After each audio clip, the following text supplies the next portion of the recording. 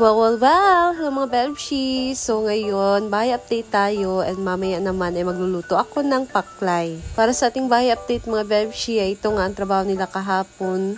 Sinimulan nga din nilang formahin itong para sa gutter para na nga din ito ay makabit na. Kahit maulan ay tuloy pa rin ang kanilang trabaho. Sayang kasi daw yung oras at hindi pa nga din na-deliver yung mga iba pang hollow block na in-order namin. Kinaumagahan nga nito mga Bebshi, ito na nga din yung araw na na-deliver na itong mga hollow blocks. Itong binili namin na color roof para sa kitchen. Dapat nga nung Sabado pa ito ma-deliver kaso nga nasiraan sila ng sasakyan kaya ngayong Lunes pa ito na-deliver. Buti na lang din at meron pa kaming tira mga hollow block dyan, kaya naman ay natayo na nga din ang ating pader dito sa ating ground floor. Sakto ngayon na-deliver na itong ating mga hollow block mga Bebshi, ay tuloy-tuloy na din talaga ang kanilang trabaho. Itong color roof naman na para sa kusina ay this is 15 pieces yung binili namin. Bali, kusina, CR at sabay gilid namin na sala mga Bebshi. Ito ilalagay ang color roof. Kasama na din pala dito ang para sa terrace namin na canopy. Kaya ay 15 pieces ang binili namin. And sinama na din pala nila dito ang ating tiles. Para naman sa tiles natin mga Bebshi, ito ay sa kusina, bali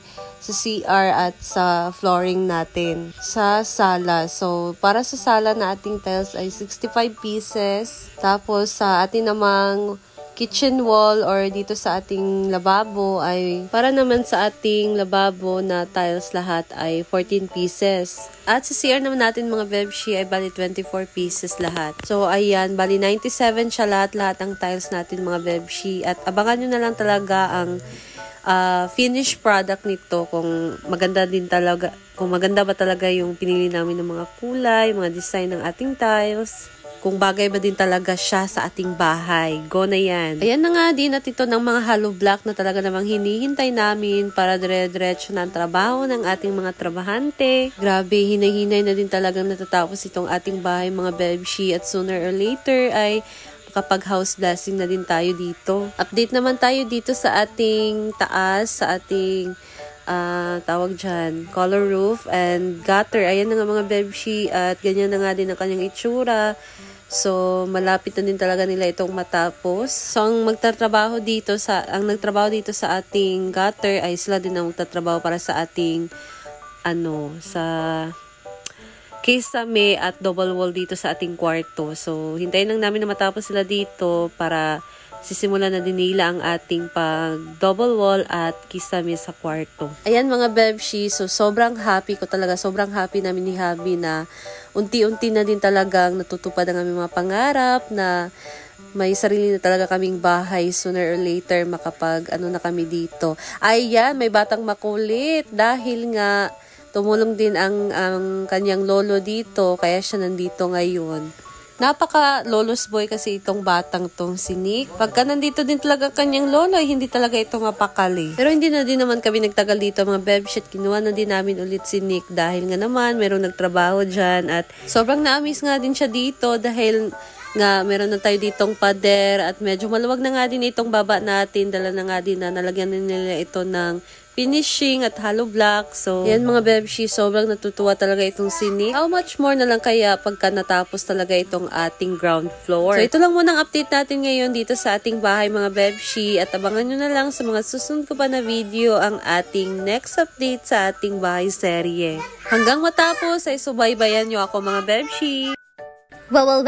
Hello mga Bebshi! For today's may vlog mga Bebshi ay gagawa tayo ng isa sa paborito ko talagang ulam. At sigurado akong paborito nyo din ito. Well, for today's recipe ay magluluto ako ng paklay. Ito nga pala yung time na birthday ni Ate Rhea at ngayon naman ay share ko sa inyo kung paano ko ito niluto. Ayan nga at meron na tayo dito 2 kilo nitong lamang loob ng baboy. Pagkatapos ko itong hinugasan, ay nilagay ko na nga din ito dito sa kawali and then lalagyan natin ito ng tubig dahil papalambutin pa natin ito. Hayaan na muna natin itong lumambot mga Bebshi sa medium setting na apoy. At nang kumulo na nga din ito ng mga 20 minutes, ay kukunin ko muna itong atay ng baboy. Madali lang din kasi lumambot itong atay ng baboy mga Bebshi. Pagkatapos naman dito ay hiniwa ko na nga din ng mga ricados na ating isasahog. Meron nga din tayo ditong luya at sal, bawang at sibuyas, tapos siling labuyo. Napakadali lang namang lutuin itong ating paklay recipe ngayon mga Bebshi. Kung wala ka naman talagang idea kung paano lutuin itong paklay paklay mga bebshi, well, ito na talaga yun. Ay mo na ding magluto. Insaktong lumambot na nga din ito mga bebshi at dapat nga din muna natin siyang hugasan bago natin hiwain. Take note mga bebshi, pagka lumambot na nga din itong lamang loob ng baboy ay hugasan muna natin bago natin siya hiwain. Sa paghiwa naman nito, kayo nang bahala kung gaano kalaki ang gusto nyong hiwa nitong ating paklay. So sa akin, ganito ang paghiwa ko mga bebshi. Sa mga past video ko mga bebshi ay meron nga din ako nilutong paklay pero yun ay naglagay ako ng dabong or bamboo shoot. Ngayon naman ang ating paklay ay wala na tayong nilagay pa na iba pang mga ingredients. Pure lang na lamang loob at yung mga ricados na bawang sibuyas, luya at atsal at sili. Naku, isa talaga to sa paborito naming ulam ni Diva. Pagka ganitong ulam talaga ay makapag-only rice talaga kami. Ang recipe na ito ay natutunan ko lang din naman kay tatay at kay mama. Dahil napakasimple na talaga nitong lutuin at sigurado naman talagang masarap. Pagkatapos ko naman itong nahiwa mga bebshi ay magsisimulan na nga din tayo ditong magluto. Dinala ko na nga din itong ating mga ricados at itong ating lamang loob ng baboy mga bebshi. Dito na nga din tayo sa labas magluluto. At dahil mainit na nga din itong ating kawali, maglagay na tayo dito ng mantika. Una ay mag-isa muna tayo dito ng bawang sibuyas. Halu-haluin lang muna natin ito. Isama na din nating igisa itong ating luya and then itong ating siling labuyo. Nakalimutan ko pang hiwain itong aking sili mga bebshi kaya naman ay dinurog ko na nga lang din ito dito sa aking kawali. Pagkatapos nating nagisa ito, pwede na din nating ilagay dito ang ating hiniwa na lamang loob ng baboy. Ayan, at halu-haluin lang natin ito mga bebshi. Ay naku talaga, itsura pa lang talaga nito ay masarap na. Lalo na sa mga mahilig talaga dyan sa mga pampulutan ay the perfect talaga ito. Pagkatapos naman natin itong nahalo mga bebshi ay tatakpan muna natin ito para naman ito ay mag-reseko. After 3 minutes mga bebshi ay buksan natin ito ulit and then magtitimpla na tayo dito ng toyo, suka at maglalagay din tayo dito ng paminta tapos granules. Ito nga din ang sikreto para mas masarap talaga itong ating paklay ay maglalagay tayo dito ng Sprite. Huwag lang nating ubusin itong 290 ml na mismo. Yan lang ang sikreto para talaga masarap itong ating paklay mga bebshi. Pagkatapos ay halu-haluin lang muna natin ito. Insaktong nahalo na natin ito mga bebshi ay tatakpan natin ito ulit para naman ay mag-simmer pa ito ng mga another minutes pa. After ng mga ilang minuto ay buksan natin ito ulit mga bebshi and then halu-haluin natin at pagka medyo kumonti na nga din ang kanyang sabaw mga bebshi, saktong na nota talaga ito dito sa ating lamang loob ng baboy at saucy na nga din siyang tingnan, pwede na din tayo ditong maglagay ng cornstarch na may tubig. 1/4 cup na tubig at 1 teaspoon na cornstarch. Halu-haluin at ilagay na nga din natin dito panghuli itong atsal. Ayan na at malapit na nga din itong maluto mga bebshi, tingnan nyo naman yan. Ganyan lang kadali magluto ng paklay mga bebshi at sigurado talaga akong napakasarap nito. At ako naman talaga natatakam sa itsura niya mga bebshi. Try nyo na ding magluto nito. Ito ang version ko ng spicy paklay. At kung nagustuhan nyo naman ang ating recipe ngayon mga bebshi, huwag kalimutang mag-share, mag-react, and then mag-comment na din. You can now serve and enjoy our easy recipe nitong spicy paklay.